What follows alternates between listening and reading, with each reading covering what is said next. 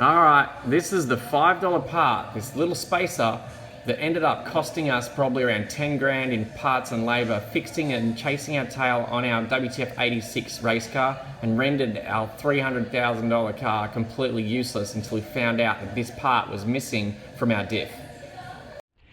Alright guys, so we've been getting a lot of emails from people asking what the f has happened to WTF86.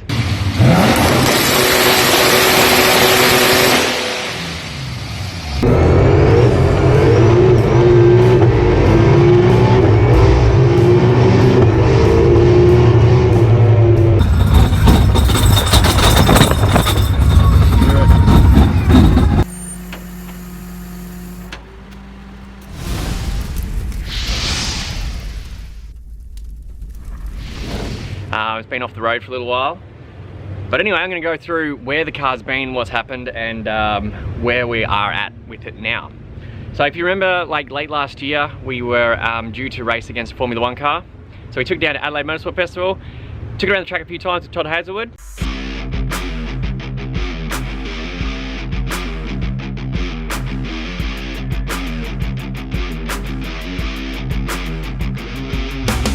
This car's taken quite a long time to build.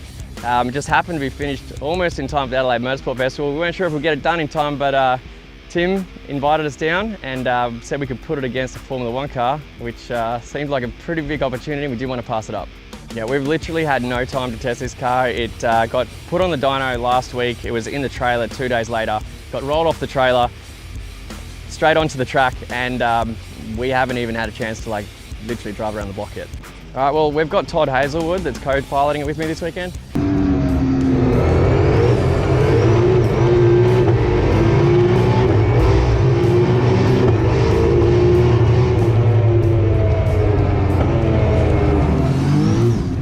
So the time that he ran on the first session wasn't bad. The second session that he went out there, it was, he said it was set to like do some blistering times, and that was still on low boost. I think we were still on a 20-pounder boost.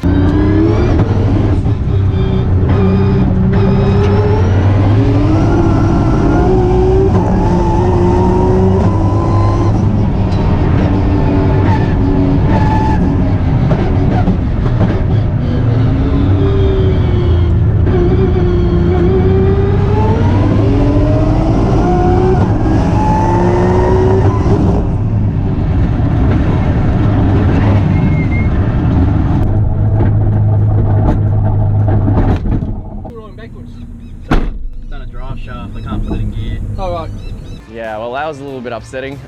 We just saw him stopped off on the side of the track, and when he came in, could hear a bit of a clunking sound when it was getting towed behind a ute. Yep.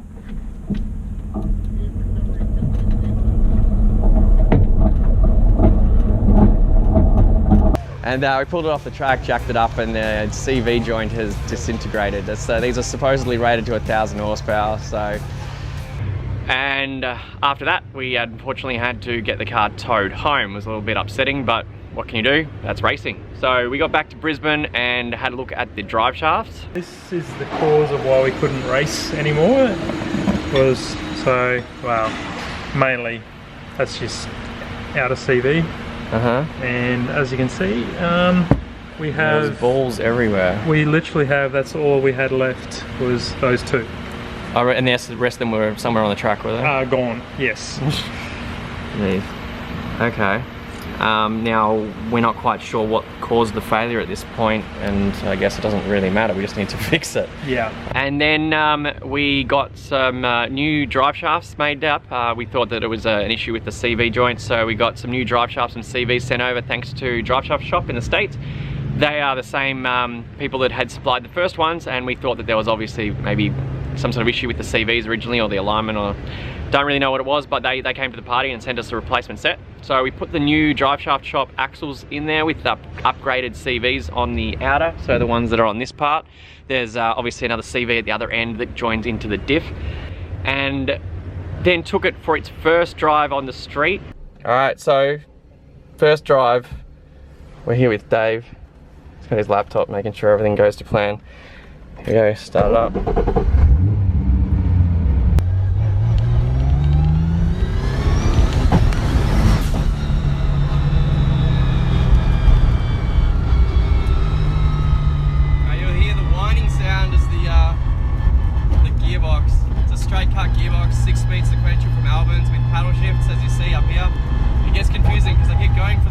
gear shifted down here, but it doesn't exist anymore. So driving through the city, and then just bang again. This is what happened. It is 1,300 horsepower Toyota 86. Up until Toyota's stint at the recent Le Mans in their prototype, this was the world's most expensive Toyota. What's it owe you now? $8-9 million? Oh,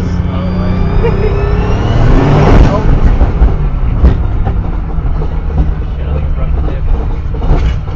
Yeah, that's fucked.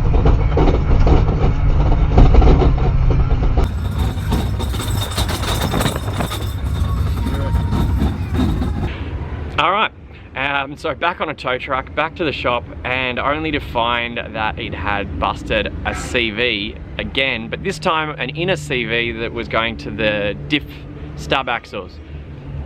Emails back and forth between the supplier of the diff, which was Full Blown Motorsports, and Driveshaft shop for the driveshaft. Our best guess was that there was some sort of issue with the driveshafts or the diff itself, and in the end we finally worked out what the problem was when we stripped the diff down. And it would appear that we were supplied a diff that didn't have the part that stops the stub axles from moving backwards and forwards, and that was causing excessive play, and in turn putting extra load on the stub axle CV joint. Okay. So they'll sit somewhere like that. That's roughly about where it should be once with the housing.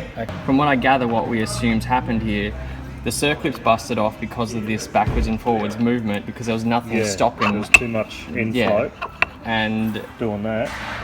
So what should have been in there is this part, which I'm guessing lives down in there like that. Yeah, this goes in between the two axles, and then that would live in there like that, would it? Like that. Yeah. And then that just sits like that, and it just holds it in there. And this is typically only going to be required on an IRS car because you've got in and out lateral movement of the stub axles, whereas on a live axle there would be no movement at all. The axle's bolted. Yeah, but actually they can't move. Yeah. So that's why this is an optional accessory, I suppose, on this type of diff housing, on the diff center, I should say. So this is what should have been stopping the in and out movement. See how that turns? Yep. So when you go around the corner, that's what's happening. Yep. And then this straight ahead, it'll just that would have lived in there to stop that spacer from floating away. Yeah. And then a circlip runs in that groove to stop this insert from coming back out. But there's no evidence that that was ever in this diff center. So from this point, we can assume that would be what caused the problem. And the fact that wasn't there meant the excess play caused that, where's that snap ring just snapped in half. Why our $350,000 car is now a paperweight. Pain in the ass. It's probably like a $5 part. Yeah, it wouldn't be much. Yep. Yeah. Okay, well now we've got a nice brand new one, and this one came with these parts and the circlips and all the things we needed to. And thanks to Driveshaft shop, we've got the new CVs that we need too. That was with your CVs. Yep. That's what came with this. That's what holds. Yeah, and even instructions. Got it. And anyway, the car is now back together. It's fixed. We've had to replace the diff center because the old one was damaged. Unfortunately, the supplier of the diff has basically gone on ignoring us now. Driveshaft shop, thank you so much. You guys have been fantastic. They supplied us replacement drive shafts, even though it probably wasn't even their fault. The diff center, I don't really want to go further into the debacle, but it's a bit upsetting because, you know, we've spent all this money and the diff center looks like it was the cause of the problem since the start. And now, car's back together, it's running, driving, and hopefully you'll start to see it in some future videos where we're actually again on the road and not just stuck in this car park, unwashed and looking a little bit unkempt. So there you go, that's where the car's been. And as an outro, here's some more videos of it going around the track, and listen to that sequential 6-speed gearbox. All right.